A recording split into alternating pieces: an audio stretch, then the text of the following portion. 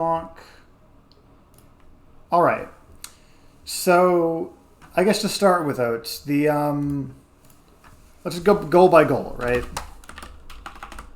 So your goal is I got the kind of inkling that it's to improve and find points of improvement by the Arcadian, right? Yeah. Do you know exactly when the Arcadian is? I believe it's July 24th. Okay, so it's late July. Yeah. Okay, so that is about a month. About a month out. All right.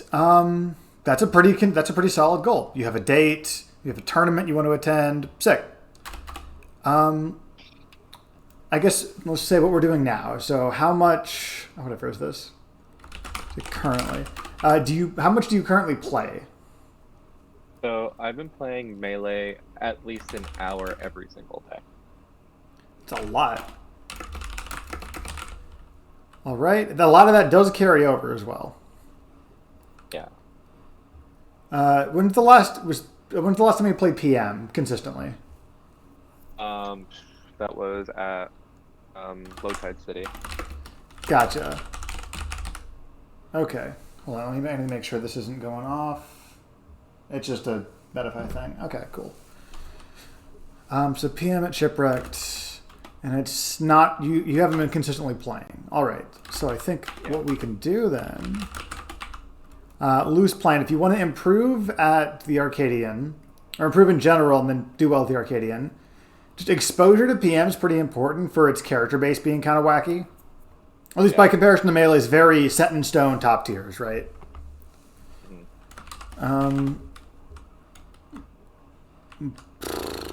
Increase PM exposure. I'm using that nearly innuendo word for a reason. I'll explain in a minute. Yeah. Sure. Increase PM exposure over the next month. That can mean friendlies with people. That could mean just like random AI or random characters. That could mean watching matches. You have a lot of different ways that you can choose to do this. Excuse me. But the kind of core of it needs to be, I think, you want your familiarity with the game to be increased by next month. Especially playing Sheik. Sheik is not a super common Melee character in PM, but like, for the most part, they're going to know more about your character than you are theirs automatically, unless you have a fair bit of knowledge, or it's a character that you just happen to like. It lines up that way. So the goal is to get a TLDR of enough characters to where the chances of that happening are pretty good. So that increases chances of understanding opponent's character. Yeah, I can send you this as well when we're done too. So you don't have to just write it down one for one if you don't want. No, I'm not. But thank you for asking. Gotcha. Okay, so we have the goal, we have what you're currently doing, and we have the plan. Depending on your schedule, that might mean playing a little bit less Melee, or, obviously there's only the same amount of time in a day. So if you want to increase how much you play PM, you're going to have to decrease how much you do something else. Mm-hmm. That is obviously just on your end, your decision. Okay, let's see. What do you think you're particularly good at in PM or Melee? It's like the same. The engine is close enough to where it's definitely valid to use Melee here. I think that my strength is basically, I think it's just match composure. Like, nothing really phases me as far as like, since I've been playing the game for so long, I'm not really invested in the outcome of the match as much as I'm kind of like just playing in the moment. I feel you. That's a really, really good strength to have coming into it's not an entirely unfamiliar game, of course. I'm not trying to imply that, but like, it's in case you see a character do something you haven't like considered before in a match, that composure is really, really useful. Hit me with something you think you want to improve on. I think execution is possibly the thing I need to improve the most at. Like even basic execution for like simple combos. I mean, my mind knows what to do, but my fingers just don't follow through, and I either like input the wrong way on an aerial, or I just kind of lock up. Gotcha. Yeah. Specifically, keeping up with mind. I kind of think that this is the easier. I know it's not easy either way, but I think this is a little easier to improve on when the execution isn't quite there. It's a little more obnoxious and frustrating, but you can see what you want to do. So then you have your path. You just kind of like have to figure out, okay, for me, is getting on this routine working? Is trying a different routine better? And that's something we can figure out. Makes sense. All right, so this is pretty concise. So you have a clear goal. You have what you're currently doing. I'm including melee because the engines are very, very similar. So it's definitely worth including. We have a few different things that you can, over the next month, things that you can basically see what works for you based on availability. Like, for example, if there's no one in your area to play friendlies with that plays non-melee characters, it might be worth investing into PM exposure by watching matches of Brawl characters, or just hitting random until you get Olimar and be like, okay, let's figure this out. Gotcha. What do you mean by figure it out? Because that feels a little bit abstract or like nebulous. Gotcha. So things like, I guess I can add this on here as well. Increases chances, like figuring out like random Brawl character. Do you know what King DDD does in PM like to a T? No, obviously I don't. Right, so it's one of those things like how many jumps does DDD have? That's kind of just like knowledge that is extremely useful in the matchup, but is not surface level like, oh, he has a hammer, or oh, Marth has a big sword that is long range and fast, etc. So it can take a little bit of either like awareness of like, wait a minute, why is the DDD never jumping 5 times? Oh, does he only have 4? Oh, is that why this player is going up there at 3 jumps to pressure the 4th one so they're out of options? Like, once you're aware of the limitations and strengths of a character, once you understand them, then that lets you, from there, step 2 is formulating a plan against that character. Gotcha. So even if that plan is something very abstract and basic, like, oh, due to these grab range is really big, don't pressure shield in front of him. Or oh, Falcon's out of shield is very bad. You can kind of just pressure him as much as you want so long as you're tight against shield grab. And these are going to be generalizations, of course. Like, let me...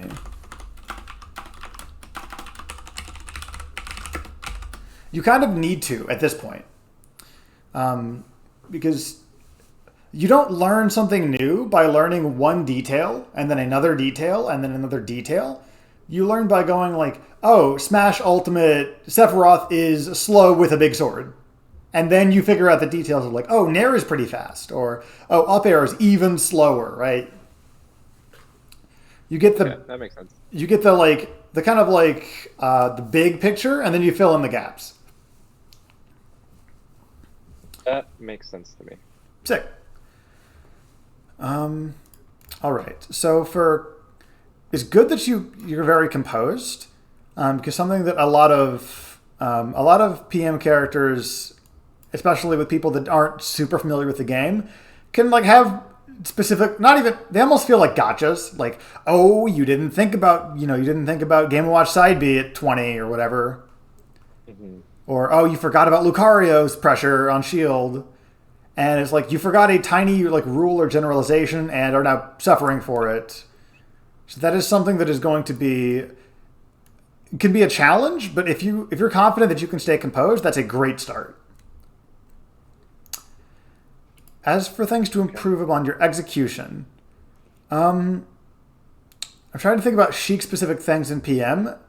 Not a ton comes to mind. There's a little more leniency on needle turnaround because you can B reverse it rather than having to B turn around it. I'll write that down because why not? Execution. Do PM exclusive stuff. So rar. Oops. What? That was a weird cue. Be reverse in addition to the turnaround.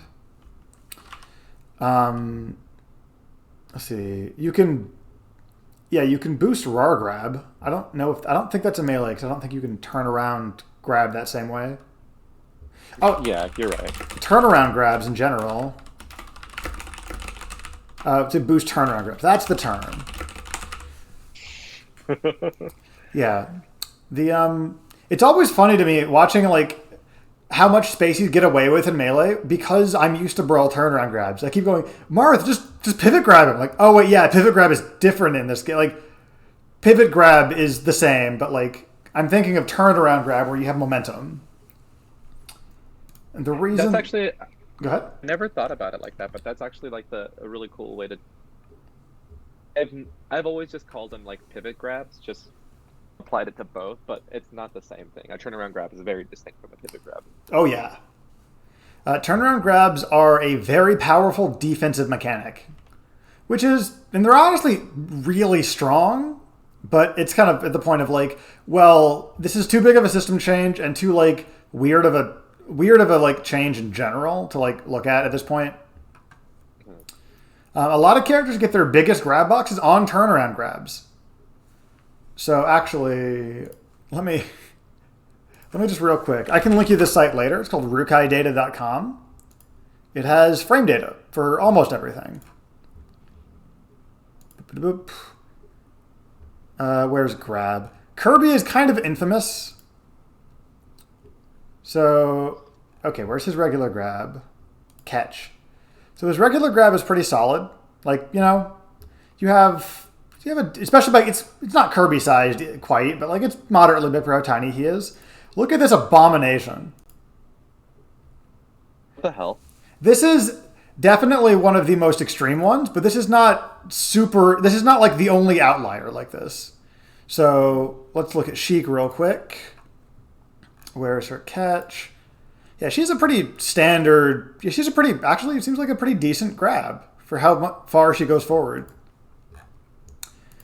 For her turnaround grab, she gets all of this. So this is also during movement too. So this is doubly, this can be especially long range if you run past somebody and turn around grab them, or if you dash back and turn around grab somebody approaching you. The dichotomy between where you were and where you grabbed can be the same space, right? So like, if this is situation 1, Sheik is here, and you have some aggressor short hopping at you, right? Situation 2, Sheik can unironically be over here with threatening a grab box, like pretty much almost where she was. So for that reason, a lot of the cast get a slightly better, get a better option against like short hop pressure by fast characters. Okay. So that's, let me clear this. That's a very, very useful addition. It's one of my favorite things that melee spacies hate, because melee spacies hate it. This is a huge spacey nerf, like unironically. The existence of turnaround grabs means that spacies can't just not that they can only just nair at you, but like they have to worry about not only getting grabbed on their approach more consistently, but also getting grabbed on their approach while they are now this closer to ledge than they actually meant to be. It's so much fun. All right. Let's see. I'm assuming you know about the down throw, back throw mix up, because that's a very core part of the character that was changed. The goal is you want to figure out like where, especially where back throw, where those throws send, so where you can cover like middling DI. So like if they DI down throw all the way in or back throw all the way in, I was like, oh, okay, they're right here. But what about if they DI up as a floaty, as like a Princess Peach? Or what if they DI them both down? Like, where do they end up going? How much time do you have to tech chase, etc.? I think that's good to know. You're right. Yeah. This isn't PM exclusive per se. Here, let me pop this down. Let me just make this its own thing, actually. PM exclusive, more or less, is CC is a lot more prevalent. A ton more characters have good down tilts, and just Spaceys and Melee keep CC from ever being like the end-all be-all of that matchup. So a lot of Melee players like don't need to put as much time into learning how to use or play around CC. But there's a lot of characters in PM that are like, oh, they have decent CC options, or they have really good CC options. Even though the mechanic itself is the exact same, you have characters like Roy or Game & Watch, who they don't automatically win the interaction, but they do frequently check lazy approaches by just CC down tilt. And I know that Sheik grab is obviously a really scary thing to try to like. It's a really big threat against CC, but you're going to have characters moving around a little less than normal. And even in the same situations, they're going to be holding down for ASDI down when they're about to be hit because their immediate punish is more rewarding. So like if you play Fox and you're playing against a Marth, you might not build the habit of CC down tilt because it's slow, and you might not build the habit of CC at range because like you have to still run and it's hard. Whereas if you're Roy or Marth himself even, or Mewtwo, right? You have CC down tilt. It's just a very like straightforward and easy. It's like, oh, just CC down tilt that has decent range. It can start something on reversal on offense. Nice. All right. Let's see. We've got the goals. We have what you're doing. We have what you're going to do. Or like loosely what you're going to do. Unless scheduling...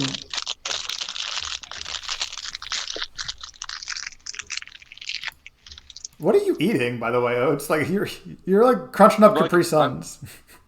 I'm so sorry if you can hear that. I was like eating like an ice cream bar, and I was just like nibbling on it.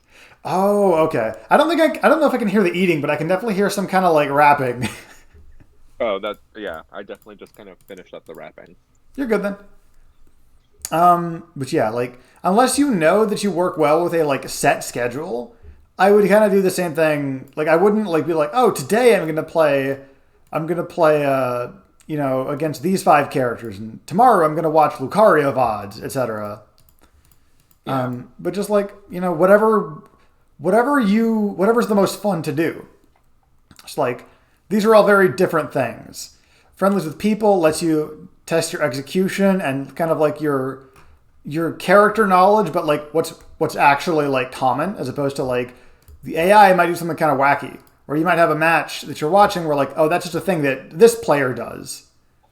Like if you watch my VODs, you'll think that Mewtwo forward smash is the end-all be-all of neutral. Not because it's good, but because that's all I do. Whereas that's not a Mewtwo thing. That's a me problem. Fair. But yeah, just kind of, you have a few different options of how to... Again, the reason I used exposure, because it's a very like loose term. It doesn't mean, like, I think sitting down and playing would probably be easiest because it gets you more invested than watching. But, whatever works for you to that degree. The big thing is that you learn the brawl characters. Let me actually just amend this. Not just the opponent's character, but, like, more importantly, the brawl characters. Okay. Because if we go, PM roster, please tell me this pops up. Thank God. Nope, that's the wrong one. That's so tiny. That's also tiny. Roster's huge. Okay, cool. There we go. Yeah. So if we look at this, right? Especially at the top of this list, there's a lot of characters that are just kind of like new or weird. Like I agree with this list, but most people don't have Mewtwo as one. But regardless, like you're gonna have, you know, Wario, Sonic, Zero Suit, Wolf, Meta Knight, Mewtwo, Diddy Kong, Ivysaur, and like that's just outside top 10. Okay, Ike, Ivysaur, Lucas. Like, there's a lot of characters that are like almost entirely like either brawl characters or almost entirely reworked. Like Pikachu is kind of like Melee with a lot of changes. Toon Link is not Young Link, right? You know, Ness is, for how that character is in Melee, Ness is either a different character or like a completely better version in a ton of different ways. So you have these different things that, like, honestly, if you just want to use like the tier list or the roster and be like, okay, cool. So I know, So I know Marth, I know Fox, I know Sheik, Falcon. DK is pretty straightforward. You know, just start being like, okay, Mewtwo isn't really popular. Meta Knight's really popular. These three in general are kind of popular depending on region. Wario's only got a few, so we'll leave him on there, but we won't star him or anything. You know, you can just go down the list. Knuckles is new. Maybe he's another point of like, there's not a lot of, like, there's not 10 years of footage of this character, so it's worth looking around a little bit, etc.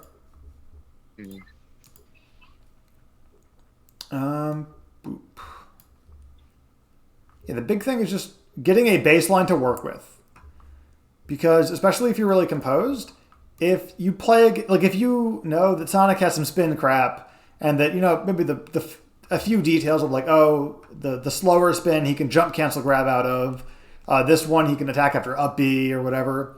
If they do something new, you at least have other things to fall back on. Like, if they do a really good ledge dash, like, oh, okay, he has a good ledge dash, I can fall back on just giving him space in neutral and letting him ledge dash and not dealing with it. If it's something that's like difficult to deal with, either in the moment you don't have a plan for it, or it's new, or anything like that. Let's see. It's actually kind of a good suggestion. Like, just in general, if I just don't have a plan, I can totally just retreat and rely on just space to kind of let me think. Absolutely. People don't like approaching Sheik, as you may have noticed in your many hours of playing. Yeah. But if you start charging needles, especially PM players that haven't had to like put up with that, you'll get a lot of people that are a little more eager to approach than Melee, because like the numbers on running at somebody in PM are a little better on average than the numbers at running somebody in Melee, unless you're playing Spaceys. And even then, PM Spaceys can run at people just like a little worse, but a lot of characters also have less refined out of shields. So like a fast out of shield is frame 10. This Abomination is frame 6. Frame 7 with a caveat. It's a weird spot. Okay, Shine, admittedly, but like a lot of brawl characters, they don't really have a lot of threat. Whereas out of shield, compared to like, where's the Spaceys? On paper, Shine of the Shield for these two is terrifying. You have Sheik down throw in Melee out of shield is terrifying. Same thing with Falcon, where like, even if it's only frame 7, you do have to respect it. Whereas if we take like Lucas out of shield, he has down air, and it's like frame 10-ish, but it's not great. That's actually something else to look at.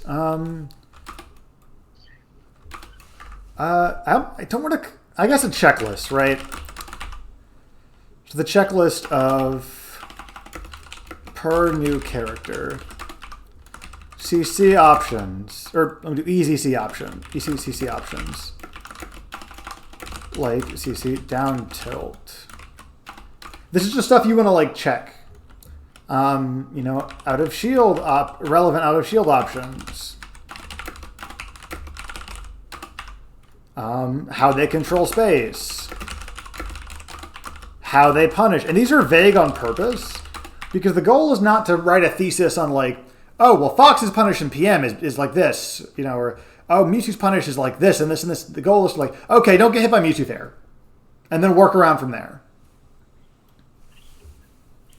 Yeah, gotcha. How they recover. Because this stuff can be really varied. And any of these things individually can be difficult sometimes to get around if you're trying to figure it out mid-match. But even if you know that Rob has 3 boosts and he's really like annoying and difficult to edgeguard consistently, you at least know it. So like it's a little bit less of a thing to worry about at that point. Yeah, that makes sense. Okay. In general, am I kind of like making sense with, I think, the kind of angle we're approaching this with? So, from my understand, oh, like we have goals, so that's clear at the very least. We also kind of have like a strong understanding of where we're at with how much I play.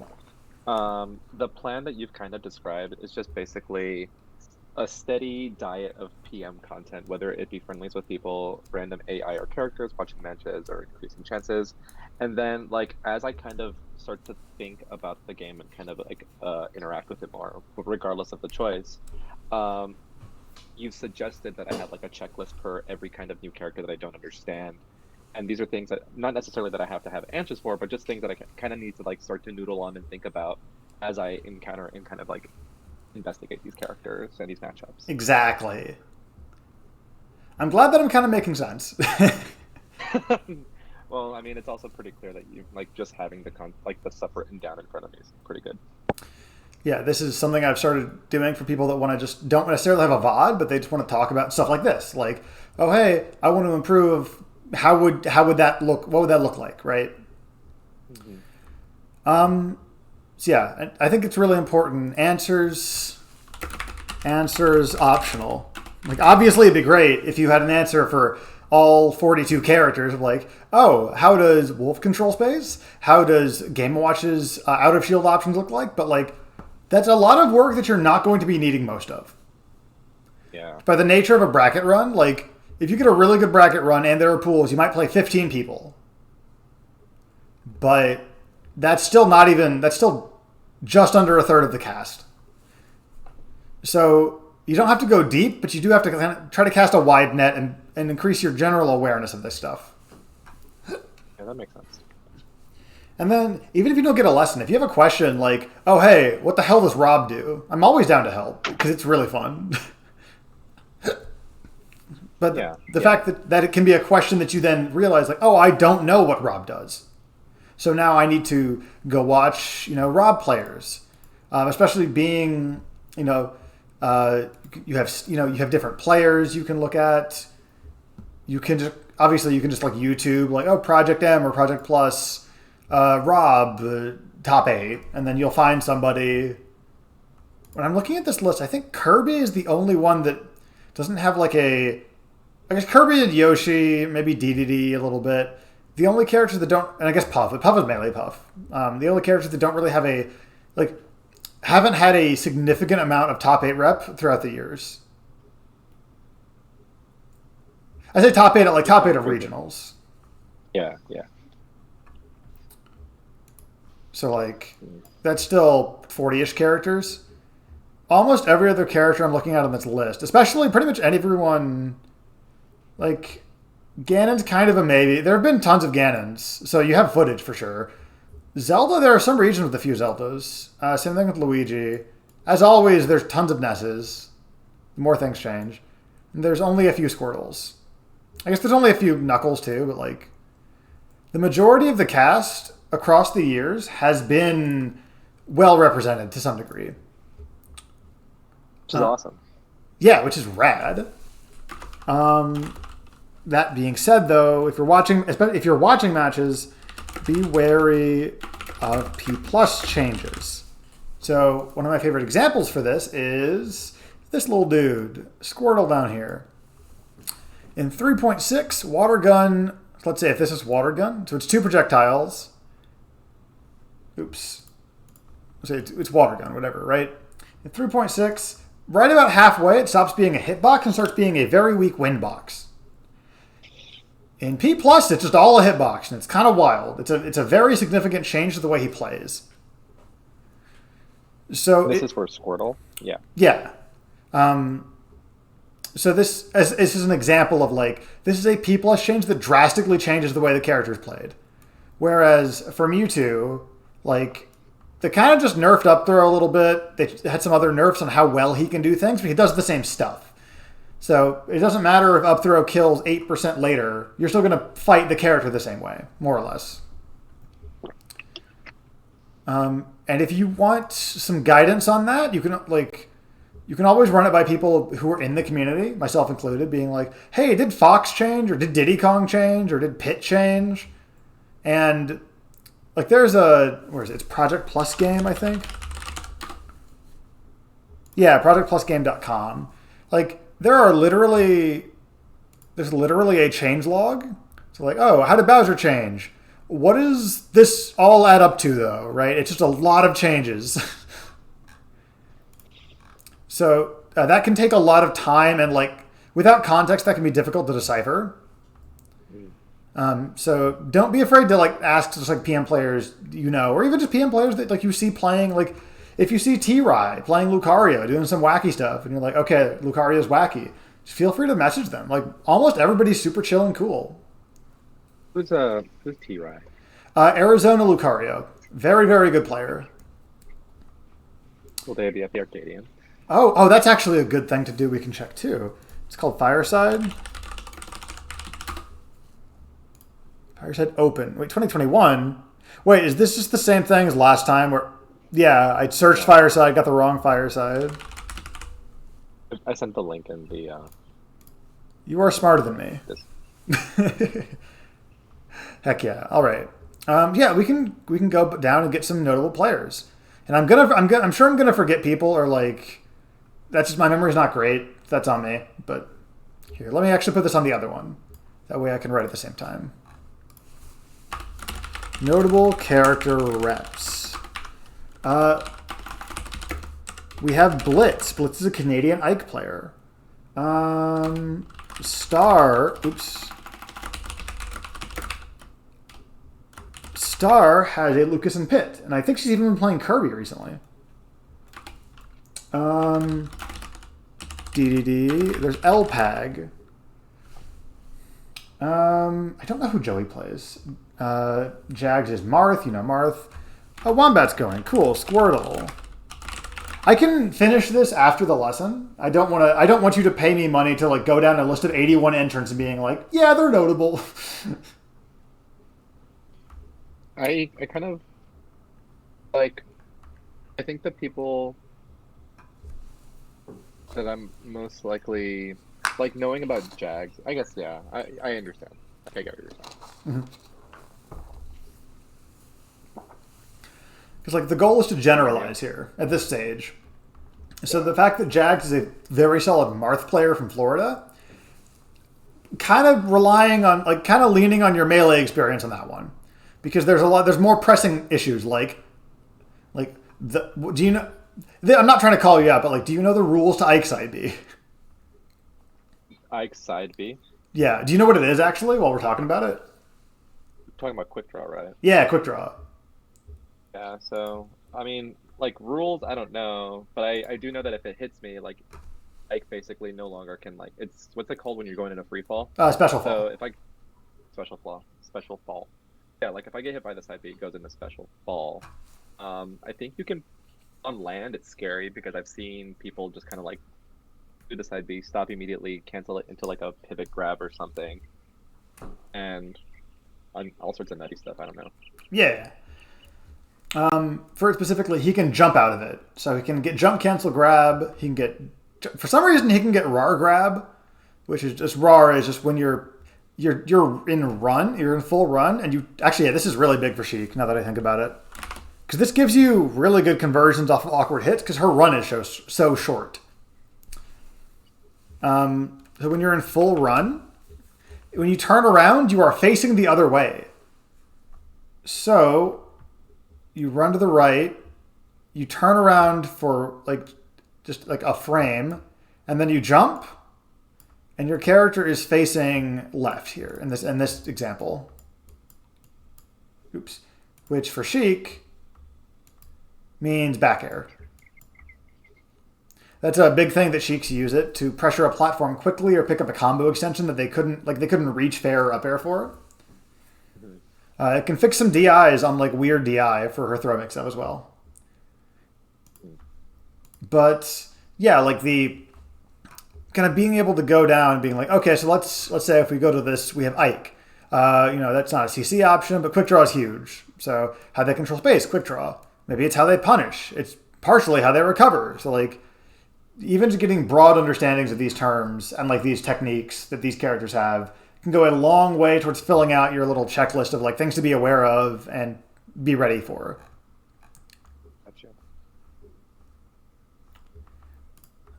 Yeah, okay, let's see. This might be a strange question. Is there anything specific to PM that you feel comfortable or uncomfortable with? No, not really. I don't think it's PM in particular that's gonna be like an obstacle for me. I think it's mostly just like how to approach just even like reviewing VODs or like things that I should be specifically focusing on, like when I'm drilling, like just sheep junk. Gotcha. The big things to focus on for Sheik in the PM environment then are, here, let me make a new thing.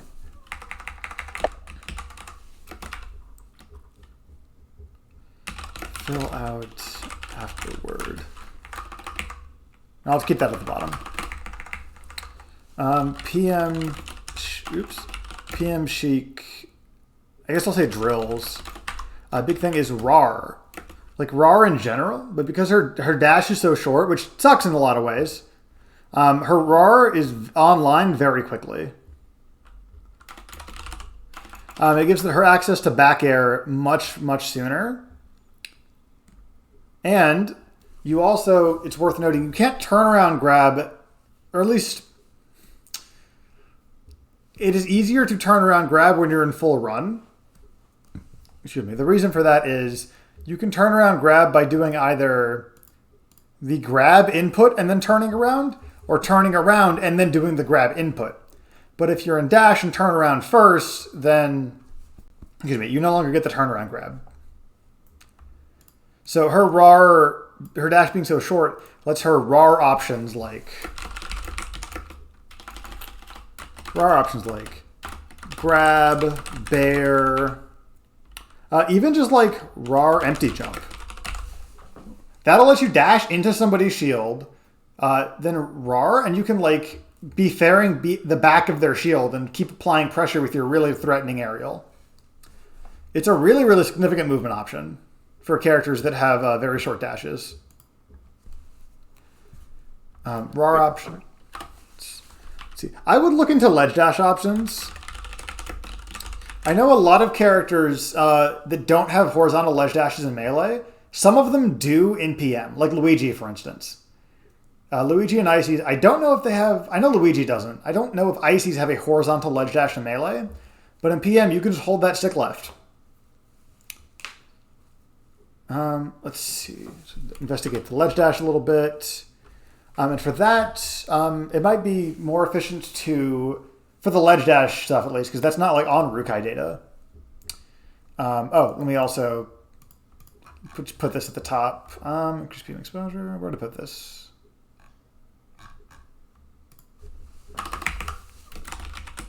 Rukai data. And this is specifically the turnaround grab, but you can like fiddle around wherever you want over here.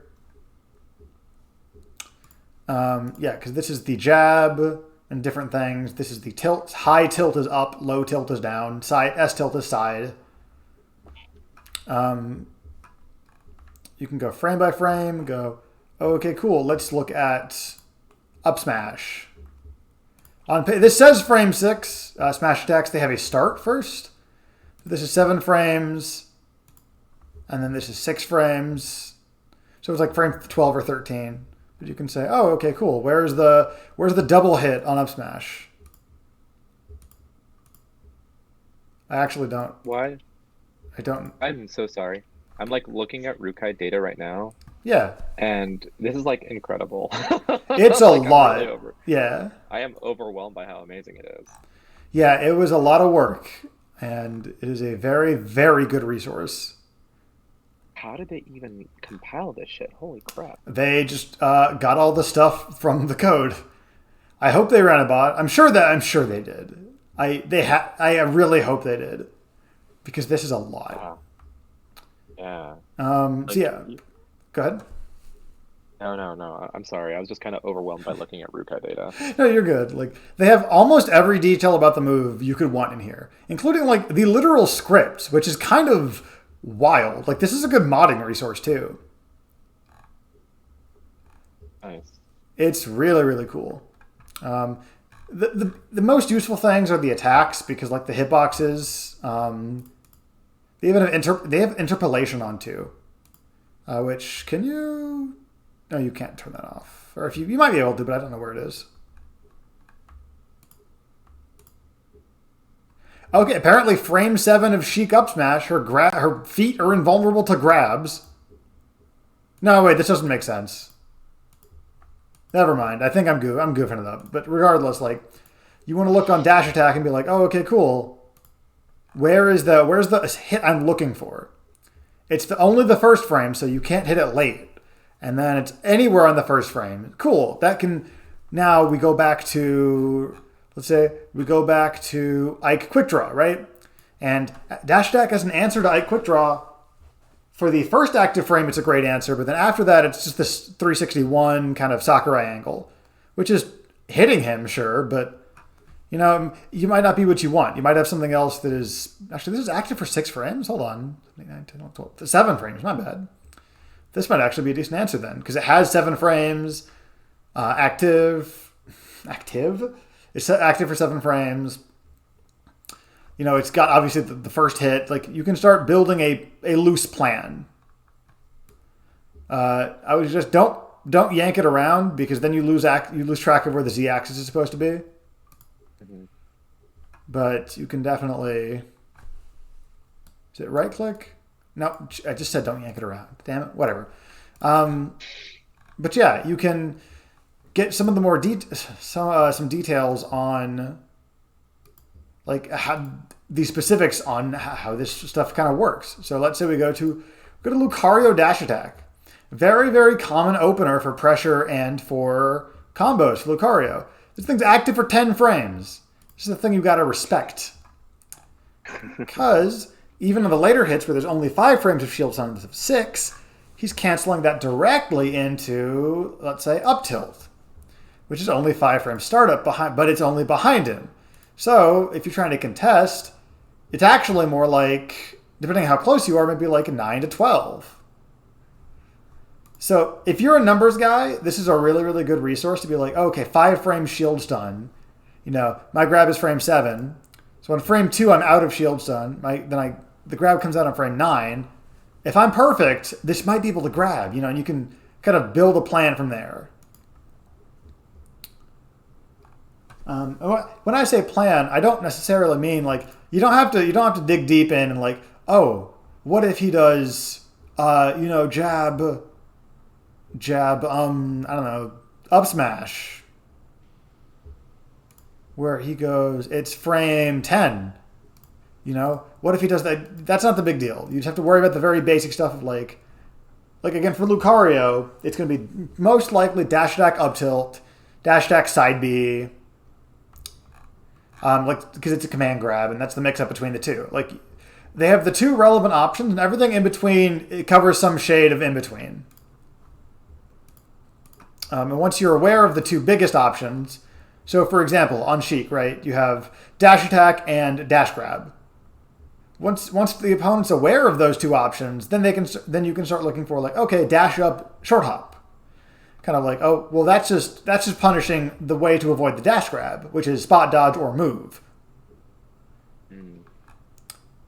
So you can kind of like work backwards in that sense, or not work backwards, but like if you're watching a match where a Sheik doesn't land a single dash grab, it's like, okay, well, how are they punishing the way they were trying to avoid dash grab? They might not have to have shown the grab until the very end of the set, or the end of the match, or whatever. Can you please repeat that? That felt insightful. Thank you. So let's say here. Let me just use the situation. Let's use Sheik, right? Melee Sheik, and the opponent doesn't matter. It's somebody you can down throw chain grab. It's somebody where down throw sucks to get grabbed by. Okay. You don't have to show this is assuming a certain level of awareness from your opponent. A certain level of awareness from your opponent, which you can because you're playing a melee character, a melee top tier. Mm-hmm. They know that getting grabbed by Sheik is a bad time, proper noun, bad time. Mm-hmm. So Let me actually scroll. Let me make a little new thing and scroll down a little bit. Whee! So what they can do is, so this is number one, right? This is, let me make this a little thinner. Step one is, try to grab them. And then what they do to answer that is they avoid grab. So they move, basically, but they do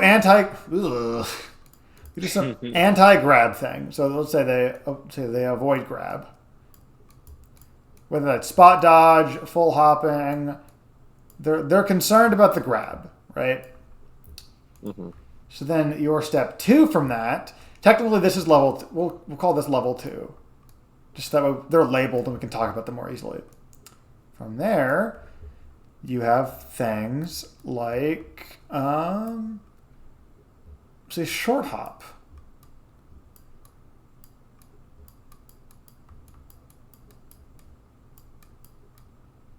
I say short hop because if they're spot dodging, you have that timing to come down with an aerial and either press your shield or hit them directly for it. If they're moving, then you're not committing to the grab. You have this answer. The specifics is not super important right now, but it beats the grab avoidance thing. Mm-hmm. So from there, now they're going, oh, okay. Oats is just kind of running up and short hopping at me. I can shield again. And now the circle is complete, right? Let me use a different color for this. Now, if they're shielding, you can grab that. Like it all loops back around. But what I was saying a minute ago is if they're already on avoid grab, you don't have to try to grab them first. Like if you notice that they're never shielding, you don't have to grab them because they're already never shielding. Mm-hmm. You can use the good tool for the job. And similarly, if you've noticed that they're never moving, you don't have to stop grabbing them. You don't have to convince them until they convince you that they'll do it. I believe kind of what I was getting at earlier is like, if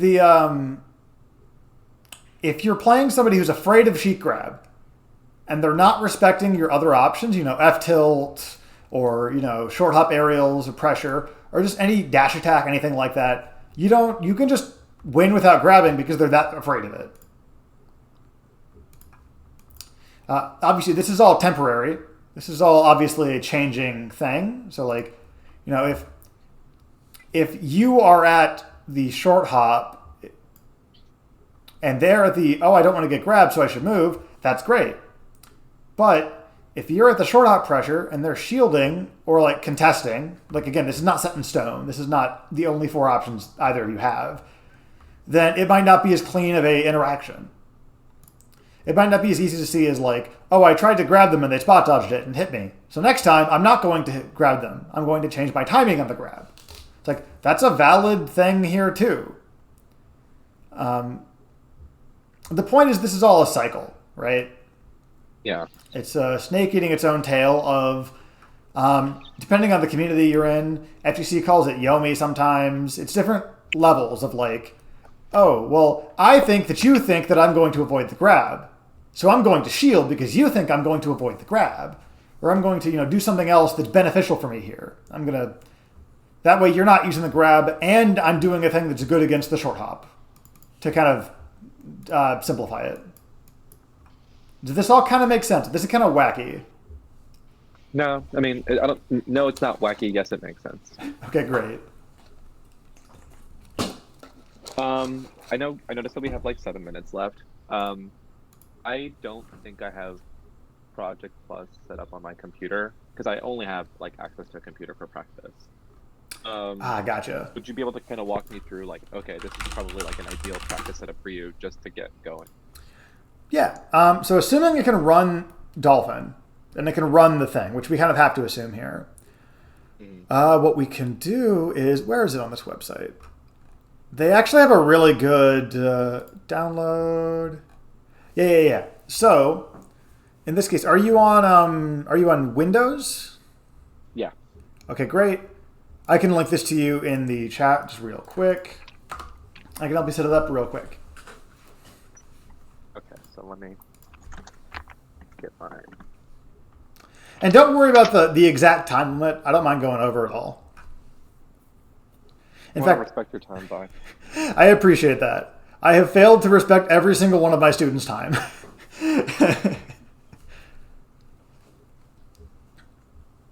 But I doubt you did it intentionally.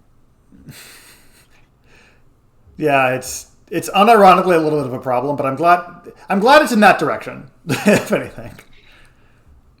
Okay, so let me this. So it's projectplusgame.com. Yep. And then in the top right, there will be a download button. Okay, so I'm looking for Dolphin Windows. Yep. The what if it's like the Dolphin build that comes with like Slippy? Is that something that I need to be worried about? I think this is one of those things you just run the Dolphin that it comes with. Oh, like it comes with its own launch or with its own Dolphin. Okay. I'm not super knowledgeable about this stuff, so like if it works on other ones, great. If it doesn't, I don't know. There's also this really, really good video they made, the project in Nexus specifically. It's not the same team, but very, very in-depth video. It's like, what, about 20 minutes? Unironically goes through every single way to set up Project M. So if we go USB loading. Yeah, so if you're having any issues, you can just cut to like 11 whatever in the labeled video. I guess they have a troubleshooting section too. Dang, I haven't used this in a minute. They have a troubleshooting section. They say they have the step-by-step things on how to install. It's very, very in-depth, very, very good video. And what should I use for like playing people? Like if I wanted to start like playing with others online.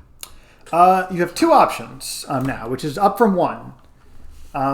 If you want to, there's no in-game match. Well, there's no in-game match. I don't know how Brawlback works. I don't want to say that, but the same old way of playing a game without a good online matchmaking from the developer is just like, Discord being like, oh, hey, this is the California Discord, or this is region near me Discord. Or maybe you have some friends that play Project M and you're like, oh, I know you play Lucario. Would you mind playing Lucario against me for a bit on Tuesday, right? Things like that. That is an imperfect thing. But luckily for you, this thing just came out. It also actually just went public. I'm not going to go to the Patreon. It's called Brawlback. And I'm going to link their Twitter account right here in the chat. So basically there's not rollback yet. It is a goal of the project. There's not rollback yet. Their pinned tweet here. Oops, I linked you to the wrong account. But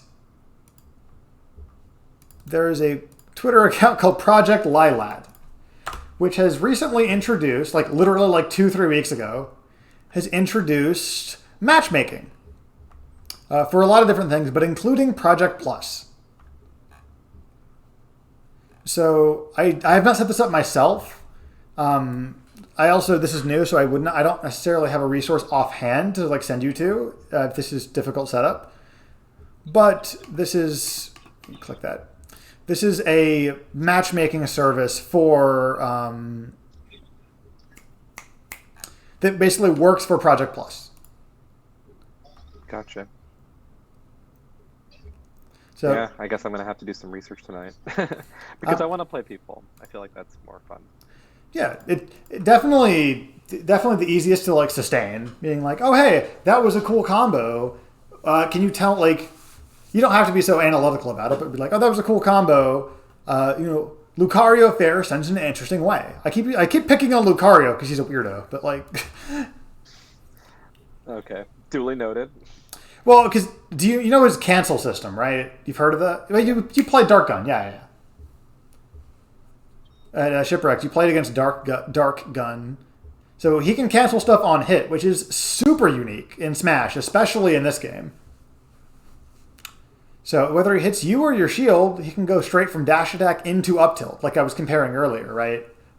Mm-hmm. Or dash attack into down tilt, or into side B, which is a command grab. Like, that opens his stuff up a lot and takes some time and awareness to really be like, wait a minute, what does this mean? But yeah, there's a lot of characters with quirks like that. So, like Lucas Magnet sends towards him. It's like a vacuum move. You know, how do you want to DI Ike throws? What does Ivysaur Solar Beam do? How does that work? Like, yes, you can ask specific. Like, we could literally go down the roster one by one if you wanted, and I'm super down to do that.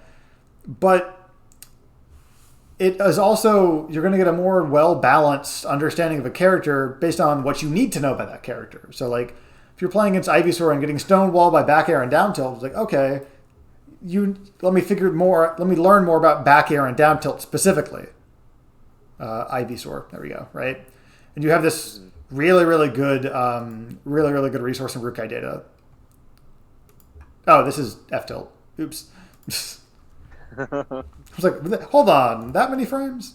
But yeah, this moves big. For instance. Okay, what angle does it send me at? Okay, 8 to 9, it basically sends me, away, and then 12 to 14. Oh, up and slightly in. Ooh, I gotta worry about that. But since it sends me away and is weak, I can probably CC shield this, or with same thing with back air, right? It's 2 hits, 1 weak hit, then the strong hit. Oops. So you can say, okay, damage 4, angle straight up. Yeah, you can just CC shield that forever. There's no base knockback at all. There's knockback growth. I didn't know that. It's so weak. Not the growth, but just like the move itself is so weak. I thought it was set knockback. Oh, it says weight dependent set knockback. Okay. Yeah, so it is set knockback. Also, all this stuff is labeled on Rukai. That's great. Like WDSK is like, oh, here's what this is and what it means. Like, lovely. I love Rukai. Yeah, it's actually kind of next level. Yeah, there's a lot of data in here that like you don't necessarily need. Like you especially, like in general, most people don't need. So like if I go to P plus Captain Falcon, it's like, oh, what are attributes? Actually, just go to sub actions. That's where it tells you to go. That's where that's the moves. But yeah. So I think to kind of like briefly recap, you have this really, really good. Here, I'll actually just cut it off at Sheik. Why not? This really, really good resource in Rukai for this, like the really nitty gritty details of moves. You have your goals set. We know where you are right now. We have a plan for. I'll even put a little friendlies with people. Put a little asterisk next to that. So you have a plan of like different ways that you can get exposure to some of these characters and systems and to the game in general. We have a little checklist. I think this checklist is going to come especially handy. You don't need to consciously fill this. You don't need to like literally fill this out, but just like things to be thinking about. Like, oh, CC is more relevant. At low percent, what is Lucario going to do on CC, right? Like, I'm picking on Lucario, but you know. Be nice to Lucario. No. I don't have to be. I played Lucario weekly for 6 years. I don't got to be nice to that character. I love Lucario, but I don't owe Lucario anything. Bye. I need to hop on a call with my sister, but I was wondering if there's like any last minute things you wanted to mention. Gotcha. I think last minute things would just be true. When you're experimenting with the PM exclusive stuff, just try to keep an open mind to be like, oh, Rar, does that changes how she gets to ledge. That changes how she wants to move in neutral, how she threatens on shield. Like, just don't be afraid to try weird stuff. Okay. Right. Sorry for keeping you too late. No, it's not late.